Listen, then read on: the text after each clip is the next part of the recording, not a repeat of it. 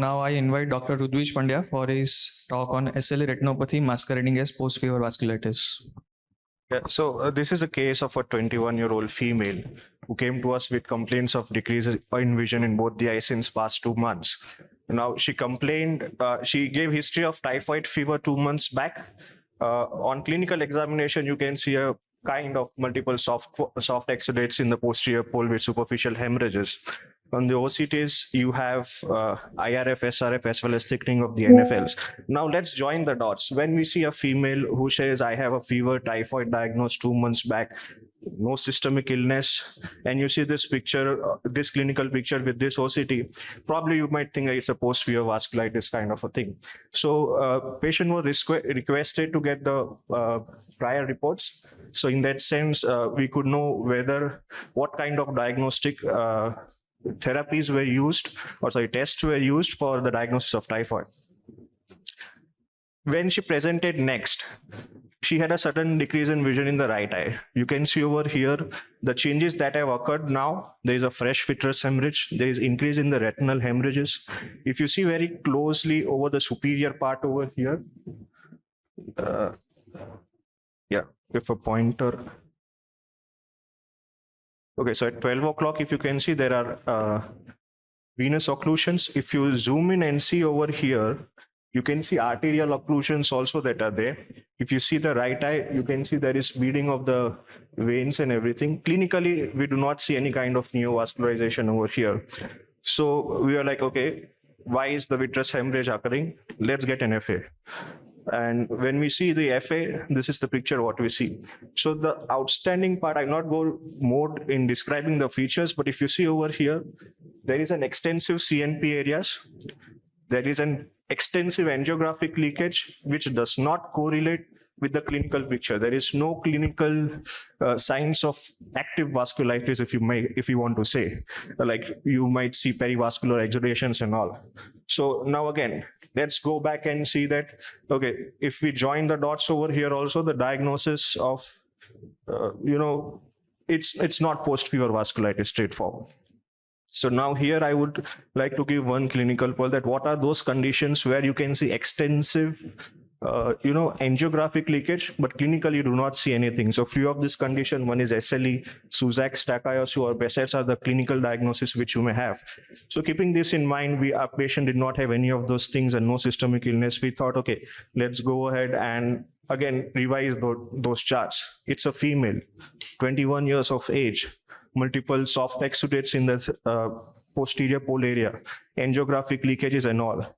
The things that were also there which came over the history was patient was possibly having polyarthralgia, alopecia. She complains of some kind of depression. Her husband says some altered behavior, schizophrenic kind of a thing. And if you see within 1 week, there is a vitreous hemorrhage. So rapid progressive course, we thought let's rule out SLE. Now typical presentations, we all know Pershers like retinopathy is a typical presentation. But if you have something atypical, then what next? So in that point, rather along with ANA, we would also want to rule out APLAP serology also in our patients. Along with that, we also rule out renal pathologies as well as pulmonary arterial hypertension. We have all our reports and we diagnosed it as an SLE retinopathy. But over the course of time, this one clinical pearl, so that if you have, generally, if it's an optic neuropathy, you would consider as a neurological thing, start the patient with a cyclophosphamide or rituximab. But again, if you have SLE vasculopathy, also consider them as a neurological case, go ahead and give a cyclophosphamide or a rituximab in this case. In our patient, the patient was given monthly cyclophosphamide for 6 days. From the retina perspective, we had a couple of minutes, if I can. Okay. So patient was lost to follow-up. If we can see over here, no retina management has been done, but just on immunosuppression, the hemorrhage and everything is gone. But to look for disease, activity and all, we again got an F. There were still some leakages. Patient was planned and Avastin followed by laser. Still, but despite laser, despite Avastin, there is a large NVD which was there, which does not explain patient has received 5 cyclophosphamides by this time. After the laser, if you see over here, you can see a crunch that has occurred.